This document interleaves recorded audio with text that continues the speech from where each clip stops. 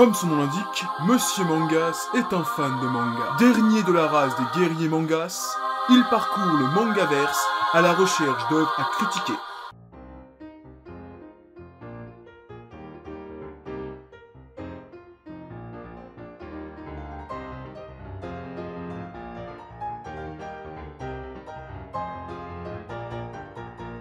Eh oh, y a quelqu'un? Bonjour! Le propriétaire des lieux est sommé de se présenter à l'accueil. Mais en fait, y a pas un rat dans cette poubelle. Je vous prierai d'être respectueux des lieux, monsieur Mangas. Wow!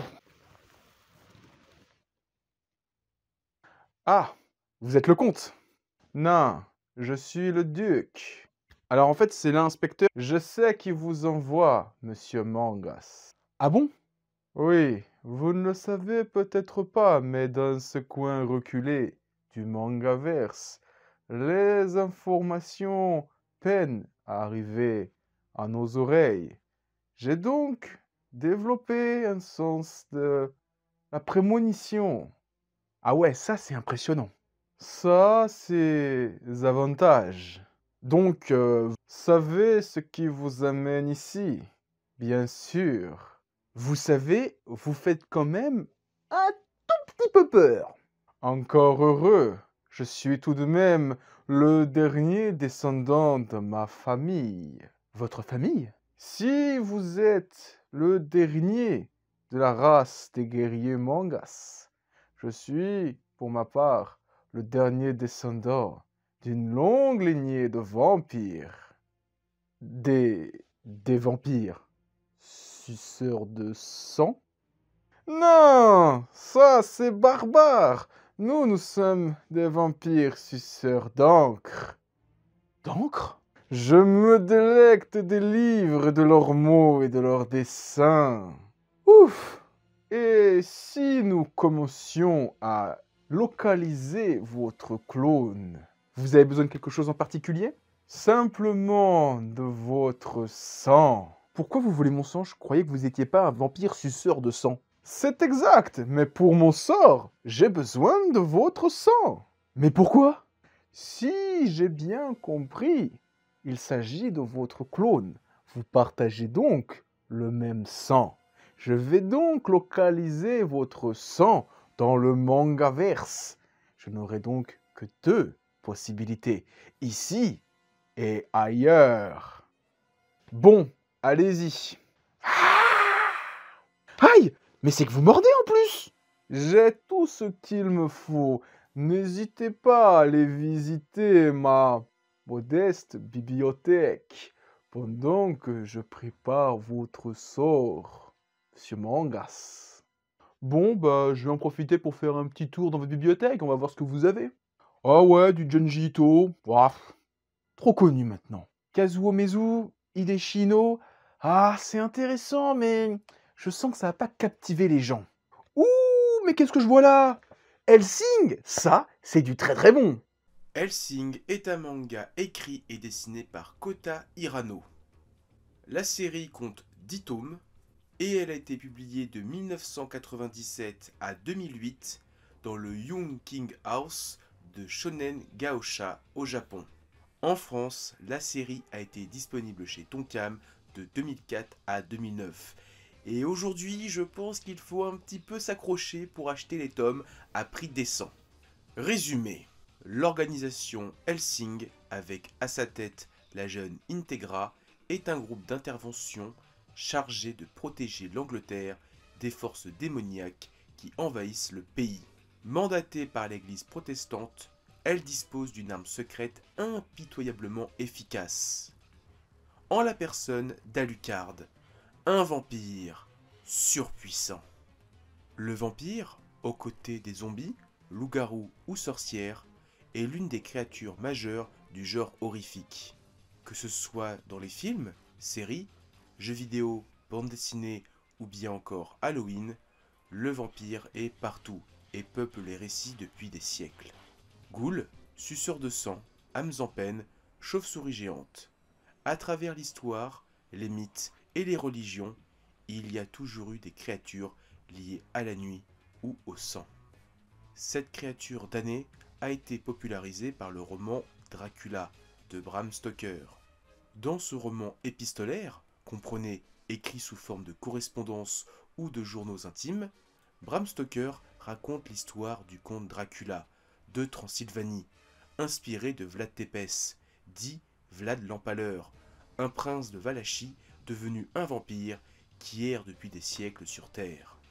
À travers ce personnage aux multiples facettes, l'auteur va poser les bases du vampire charismatique, tel qui peuple aujourd'hui notre imaginaire, même si beaucoup de caractéristiques du vampire sont aussi liées à des adaptations cinématographiques.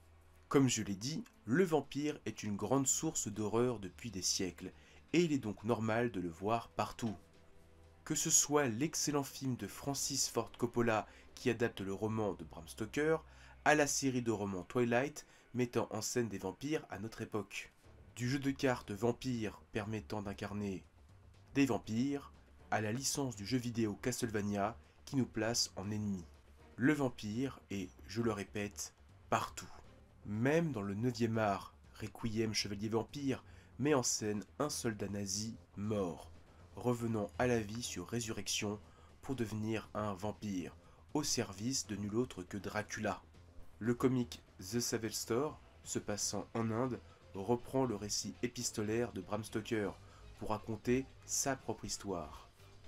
Et dans les mangas, me direz-vous, d'histoires de romance comme Vampire Knight à du shonen pure souche comme Jojo Bizarre Adventure, le vampire est bien représenté, lui aussi. Mais aujourd'hui, on ne va pas s'attarder à l'une de ses œuvres. Non, aujourd'hui, on va parler de Hellsing. Dans ce manga, nous allons suivre les différents membres de la fondation Hellsing, dont le but premier est l'élimination de créatures surnaturelles, telles que les ghouls, les vampires ou que sais-je encore. Cette fondation est dirigée par Sir Integra Fairbrook Wingate Hellsing, descendante du très célèbre Abraham von Helsing, personnage du roman Dracula de Bram Stoker, qui vainquit ce dernier. Integra est donc l'arrière-petite-fille de ce personnage de fiction. Parlons maintenant des membres les plus importants de cette organisation. Walter C. Dornez, un vieil homme de 69 ans qui sert de majordome à Integra. Il était autrefois un agent de l'organisation surnommé l'Ange de la Mort. Bien qu'il ait quitté le terrain, il reste tout de même l'un des meilleurs combattants de l'organisation et sert d'homme à tout faire en fournissant armes et soins aux combattants. Victoria Serras, une jeune policière de 19 ans qui va être transformée dès le début du manga en vampire par le personnage principal de l'œuvre, Alucard, un vampire travaillant pour l'organisation depuis de nombreuses années, ayant été vaincu par un ancêtre d'Integra. Il sert aujourd'hui le clan Hellsing. Alors on va crever directement l'abcès, et ce qui est pour moi pas un spoil, Alucard est bel et bien le personnage de Dracula. Alucard étant Dracula écrit à l'envers. Tout ce beau monde lutte donc contre des menaces surnaturelles et surtout une grosse menace qui va être le cœur de l'œuvre. Des vampires un peu étranges qui vont se mettre à attaquer directement l'organisation. Ils vont aussi lutter contre une autre organisation qui chasse des vampires, qui elle cette fois est liée au Vatican, la section 13 Iscariote. Si Hellsing tire son nom d'un chasseur de vampires du roman Dracula, Iscariote se réfère à la Bible, en la personne de l'apôtre Judas Iscariote, qui a vendu le Christ aux Romains. Cette organisation a elle aussi plusieurs membres, mais le plus important d'entre eux, l'équivalent d'Alucard, est le prêtre Alexander Anderson. Il est l'un des rares personnages au début, voire pendant quasiment tout le récit, à opposer une réelle résistance aux vampires, et offrant à plusieurs reprises dans l'œuvre des combats mémorables. En plus de cette lutte physique, il y a aussi un propos religieux. D'un côté, Hellsing défend la couronne d'Angleterre et l'Église protestante, là où le Vatican défend le pape et l'Église catholique. Pour continuer ma vidéo aux côtés des vampires, je vais devoir rentrer dans une zone de spoiler, Donc on se retrouve plus tard. Voilà, maintenant on va pouvoir commencer. Au fur et à mesure des tomes et de l'enquête, on va découvrir que les vampires sont dirigés par une organisation appelée Millennium. Cette organisation existe depuis une cinquantaine d'années et a vu le jour après la déchéance du Troisième Reich. Oui, le manga va raconter le combat entre Alucard face à une organisation de vampires nazis. Dit comme ça, tout d'un coup, le manga passe de quelque chose de plus ou moins sérieux et solennel et sombre à quelque chose de beaucoup plus nanardesque. Il est vrai que l'utilisation de nazis qui puisaient vampirisés prête plus à rire qu'à être sérieux. Mais n'ayez pas peur, le manga se révèle tout de même très intelligent. Car, sous couvert d'une pseudo-domination mondiale de ces vampires nazis, le réel but de Millennium est d'éliminer Alucard. Le vampire existant depuis des siècles, il a été de nombreuses fois battu, mais jamais réellement vaincu, survivant à travers les siècles et à ses adversaires. Le major de l'organisation Millennium a trouvé un moyen de bloquer Alucard, pour qu'il soit là sans être réellement là, éliminant ainsi l'une des plus grandes menaces de l'humanité. Au passage, dans sa grande guerre, toute son armée est vaincue, éliminant une autre grande menace pour l'humanité. Et même le Vatican, qui a pris part à la bataille avec sa fameuse 9e croisade, perd énormément de ressources, créant ainsi une forme de démilitarisation des plus grandes forces occultes de la Terre. Alucard, les objets sacrés du Vatican, les recherches nazies étant un équivalent magique à la bombe nucléaire. Hellsing a perdu l'une de ses plus grandes forces. Et le Vatican le dit à la fin de la série. Ils ont attendu 500 ans pour une croisade, ils vont pouvoir attendre un siècle ou deux de plus.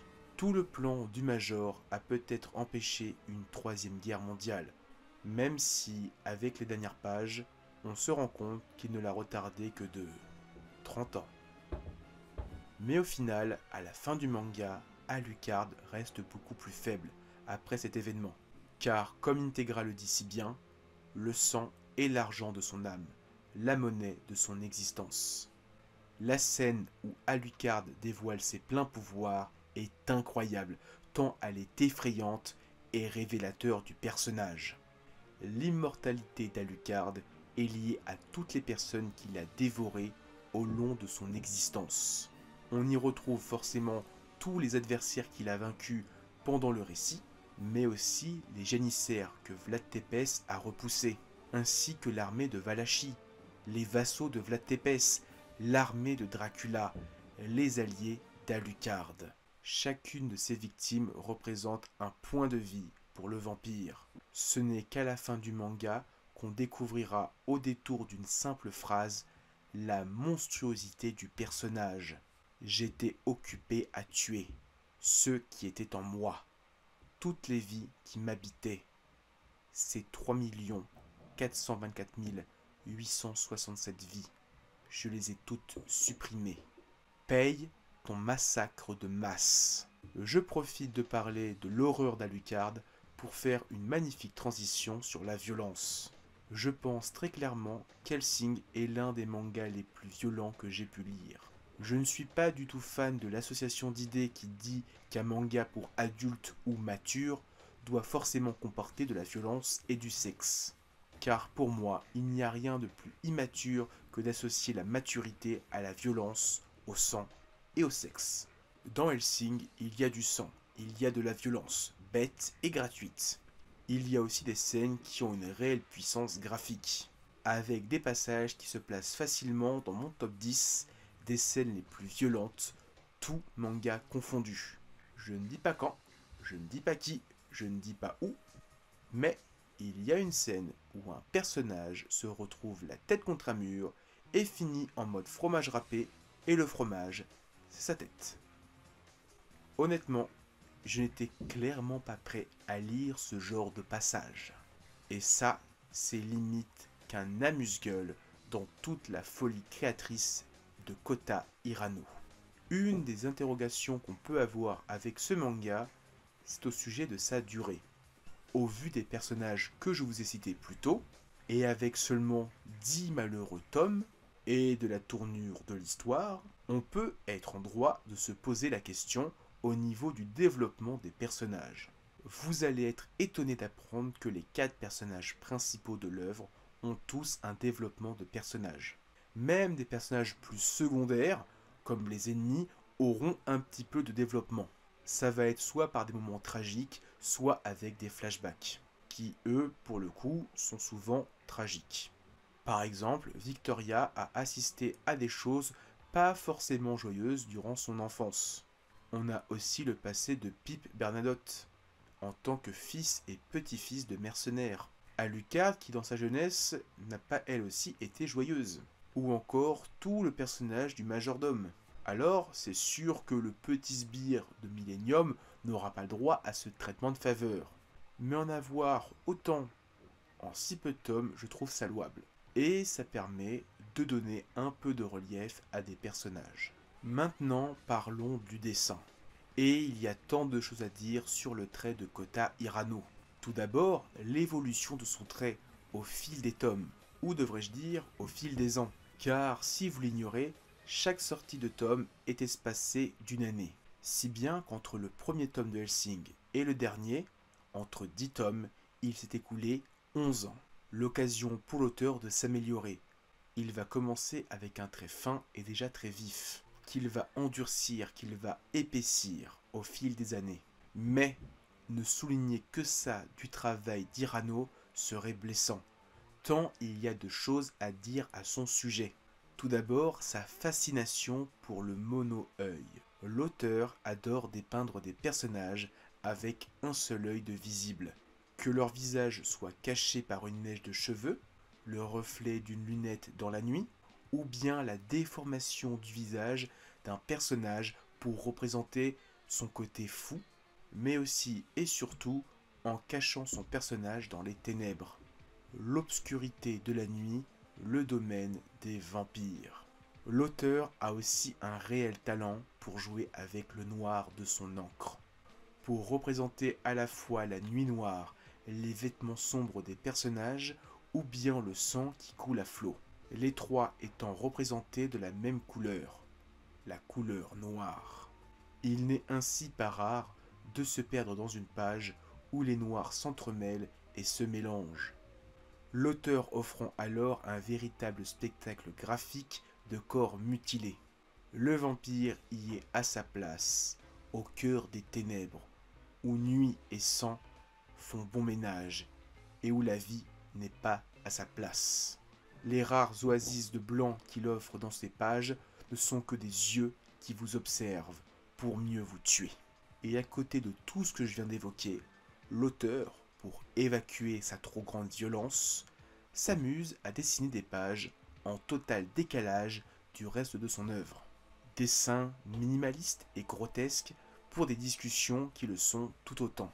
Des moments de franche rigolade entre les personnages qui, le temps de quelques cases, s'amusent de la situation. Comme une Victoria découvrant qu'elle va dormir dans un cercueil. Ou encore quand cette même Victoria se fait chambrer pour des erreurs commises pendant un entraînement. Il y a aussi un passage qui sort tout droit du plus profond de l'auteur.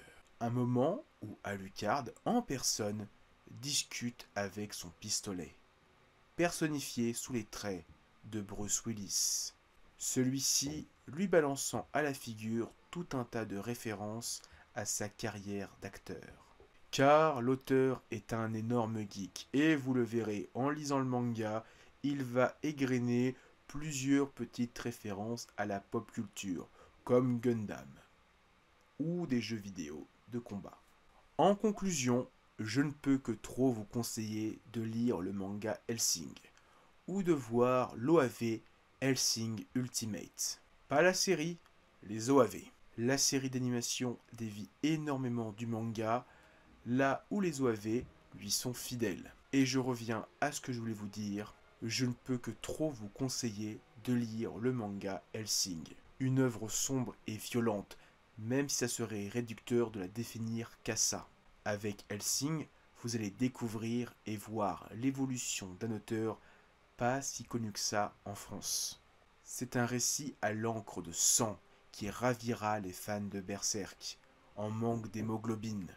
En tout cas, pour ma part, une lecture de Hellsing, c'est comme partir en vadrouille pendant 10 tomes avec Alucard.